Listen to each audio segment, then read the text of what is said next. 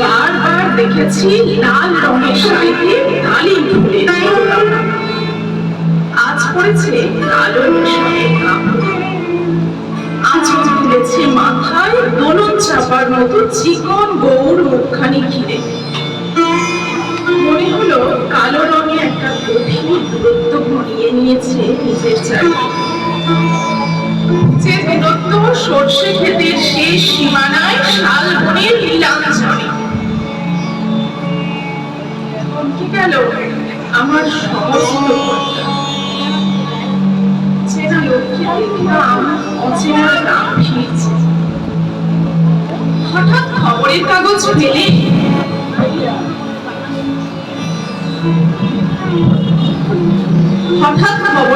ফেলে দিয়ে আমাকে করলে নমস্কার। সমাজকে যে পথ কেন খুলে আলাপ করলেন। কেমন আছো, কেমন চলছে সংসার ইত্যাদি।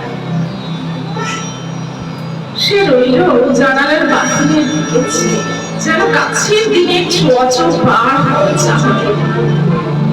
দিলে অত্যন্ত দুই একটা জবাব, বুঝিয়ে দিলে হাতের অস্থিরতায় কেন এসব কথা। ইচ্ছে অনেক ভালো চুপ করে থাকা। আমি ছিলে অন্য পেয়েছি যে ওর সাথীদের সাথে একসময় আনন্দের কাছে এসে বলল,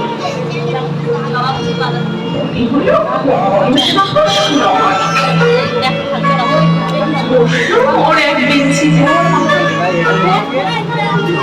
গাড়ির আওয়াজে নাড়ালে বললেন মৃদুস্বর, কিছু মনে করো না, সময় কথা সময় নষ্ট করবার। আমাকে নামতে হবে পরের স্টেশনে। দূরে যাবে তুমি, দেখা হবে না আর কোনদিন। তাই যে প্রশ্নটার জবাব এতকাল থেমে আছে শুনব তোমার মুখে। সত্য করে বলবে তো?